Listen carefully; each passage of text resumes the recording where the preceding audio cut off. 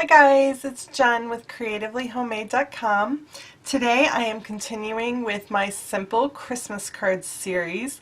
All week long I'm going to be sharing with you ideas for easy Christmas cards you can make out and send this holiday season.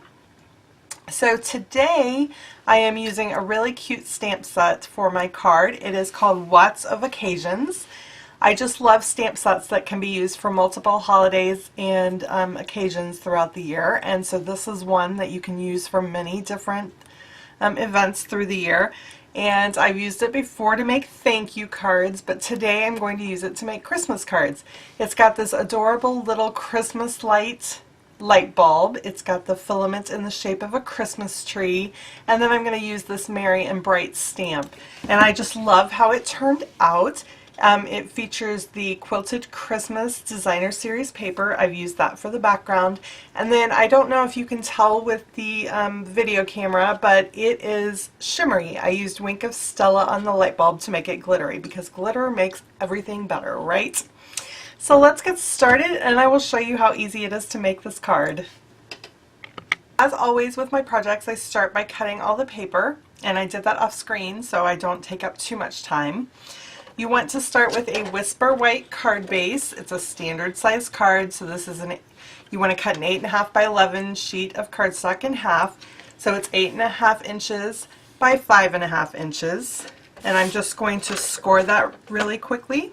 So you want to put the long edge at the top of your scoreboard, and you want to score it at 4.25 inches. And then fold that in half to form your card base.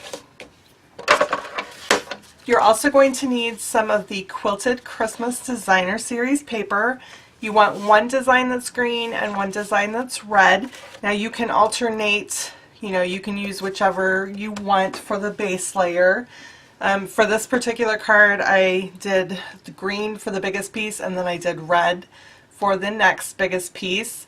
Basically you want to alternate your colors between the two pieces of Designer Series paper and the banner. So if you start with a green piece of Designer Series paper, use the next one that's red, and then use green for your banner. And you can alternate it obviously and use red, green, red if you want. So this first piece of Designer Series paper is 5.25 inches by 4 inches. And then the next smaller piece of Designer Series paper is 5 inches by 3.25 inches. Then you're going to need a little rectangle of white cardstock, and that is going to measure 4.5 inches by 2.5 inches. Then you need two pieces to make your little banners. So you either need red or green depending on what you're using, and that is 3.5 inches by 1.5 inches. And then you need another white piece that is 3.25 inches by 1 inch. And then you will also need a scrap of watercolor paper.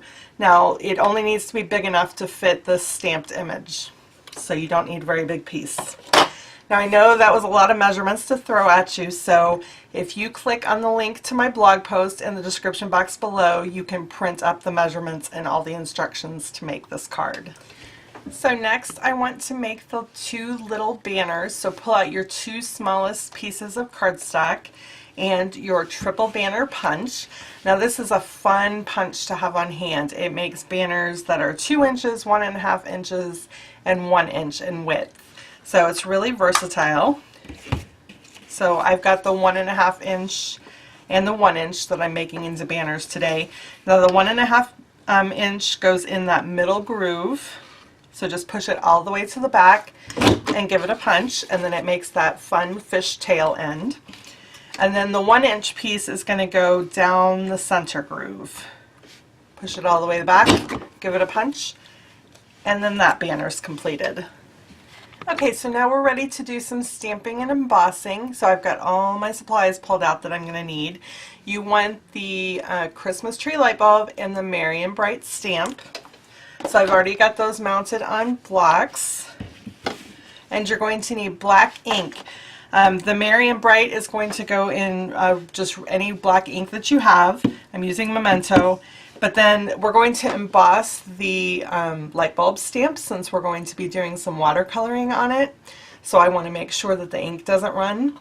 You can also use archival quality ink if you want and you don't want to do the embossing, but I'm just using black VersaFine, and then I'm going to use clear embossing powder. So I'm going to go ahead and open that up.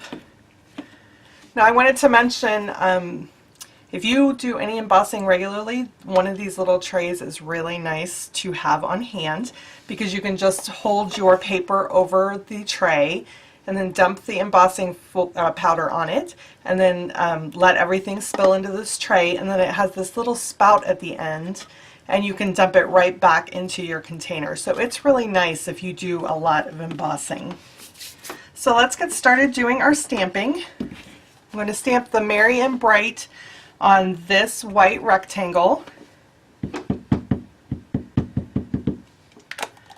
And you want to just do that one down at the end. Try to center it on the bottom, just like that. So that's all we're doing with that one.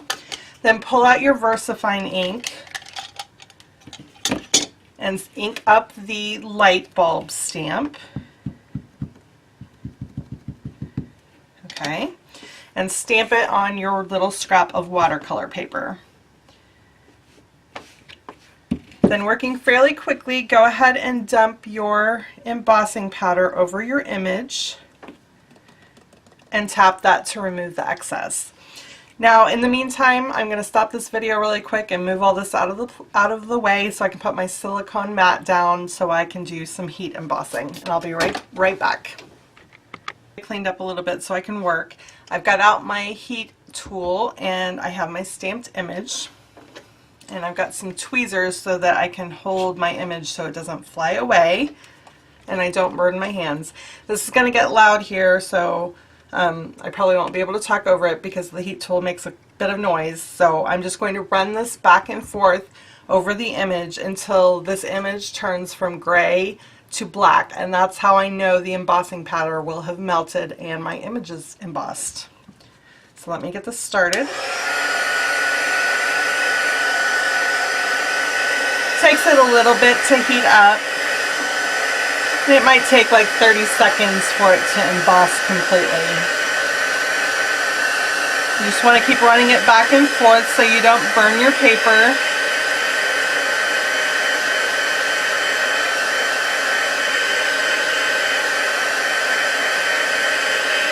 And hopefully you can see there are areas that are starting to turn black.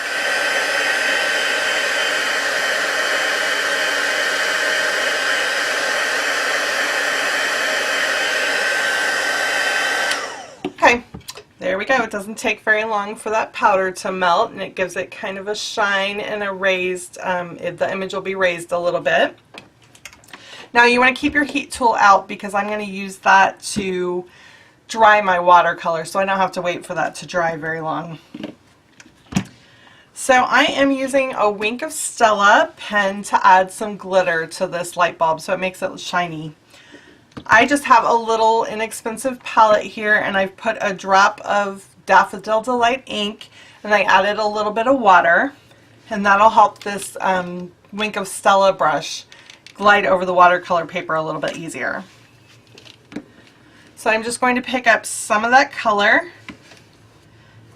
and then run it back and forth over my image. We're going to cut this out, so it doesn't really matter if you go outside the lines. And just color the whole image in with yellow. It doesn't take very long at all. If you use your Wink of Stella brush to watercolor, you will want to make sure to clean that off. I will do that later off screen, but I just did want to mention that so that it doesn't dry in that color.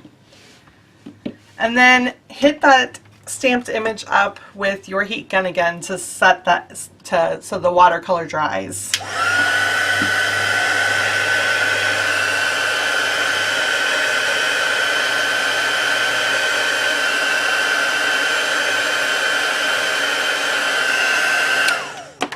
Doesn't take very long for it to dry, just a little bit of heat will do it. And then you want to take some scissors and fussy cut out your light bulb. I leave maybe a 1/16 inch all the way around the image. And when you're fussy cutting out things, you want to make sure to move the paper, not the scissors. That will give you a smoother edge all the way around your cutout image. And if you are lucky enough to have a Brothers Scan and Cut machine, you can have that cut your image out for you.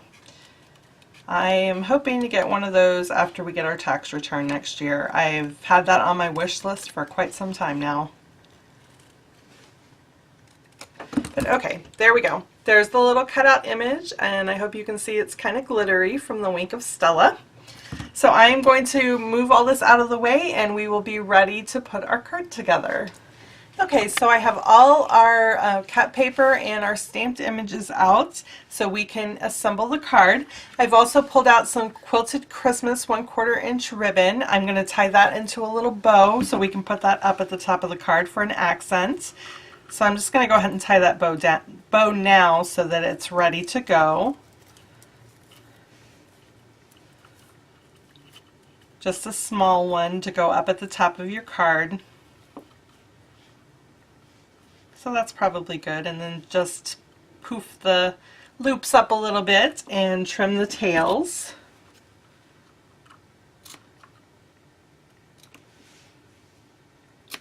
Okay, I'm going to set that ribbon aside because we're finished with it. Okay, let's start putting this together. You want to add snail adhesive to the back of that largest piece of designer series paper.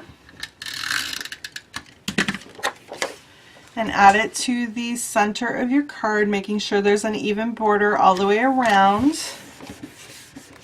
Then you want to pull out the next smallest piece of designer series paper and center that.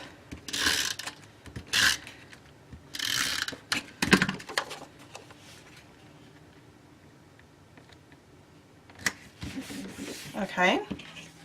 Next piece to go down is the white piece that's stamped with Merry and Bright.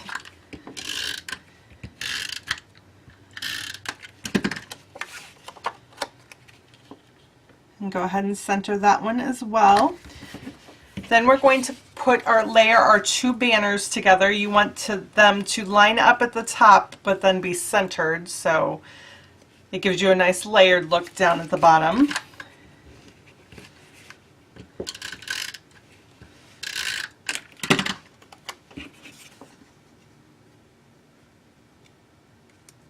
So I'm just centering that along the top. Okay.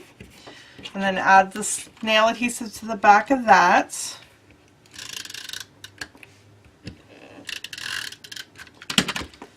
And center that at the top of your card. Then you want to next stick down your bow. That way you know that you leave enough room when you put your light bulb on. So I recommend putting the bulb on, or the bow on first.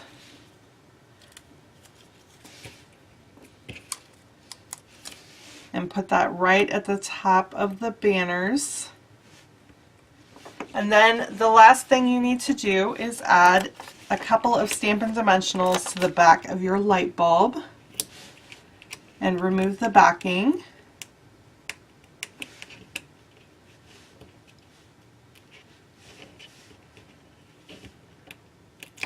Okay. And then just put that light bulb right below your bow. And that's all there is to it. So I went ahead and made a couple more of these cards up so you could see how they look with different patterns in the Quilted Christmas Designer Series paper. They're all super cute. You just want to alternate that red and green, but you can use any of those designs that you like. Now, if you would like any of the supplies that I use to make these cards, they are available in my online store. I am an independent Stampin' Up! Demonstrator, and I have links down below to my online shop where you can purchase them. Again, it was the Watts of Occasions stamp set that I used, and then I used the Quilted Christmas Designer Series paper. Now if you like this Christmas card tutorial, be sure to give it a thumbs up. That gives me feedback and lets me know what types of projects you like to see. And if you would like to see more Christmas craft tutorials from me, be sure to subscribe to my channel. I have a couple of more Christmas card tutorials for you this week, and then I have some other fun holiday projects for the next couple of weeks that I'm going to be sharing. So I hope you guys have enjoyed this and it has inspired you to do some Christmas crafting. Thank you guys so much for watching. Have a great day.